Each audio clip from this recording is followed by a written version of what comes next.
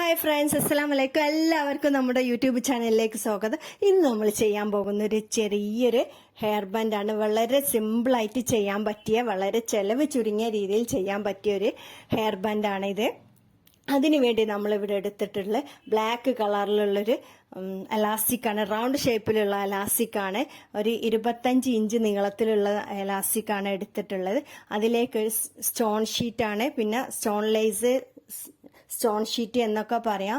Black കളറിലുള്ള തന്നെ stone ഷീറ്റാണ് എടുത്തിട്ടുള്ളത്. അത് ഒരു 10 ഇഞ്ച് നീളത്തിൽ എടുത്തിട്ടുണ്ട്. അതിനെ പശ വെച്ചിട്ട് ഇങ്ങനെ ഒട്ടിക്കുകയാണ് ചെയ്യുന്നത്. നമ്മൾ കെട്ടിട്ട ഭാഗം സെൻറ്ററിലേക്കാണ് ആക്കിയിട്ടുള്ളത്. രണ്ട് സൈഡിലും ഇങ്ങനെ ഒട്ടിച്ചെടുക്കണം. ലേസിൻ്റെ രണ്ട് സൈഡും ഇങ്ങനെ ഒട്ടിച്ചെടുക്കുക. നമ്മൾ ഈ ഗം വെച്ചിട്ട് ഒട്ടിക്കുമ്പോൾ കുറച്ച് സമയം ഒന്ന് പിടിച്ചു കൊടുക്കണം, എന്നാലേ സ്ട്രോങ് ആയിട്ട് നിൽക്കുള്ളൂ.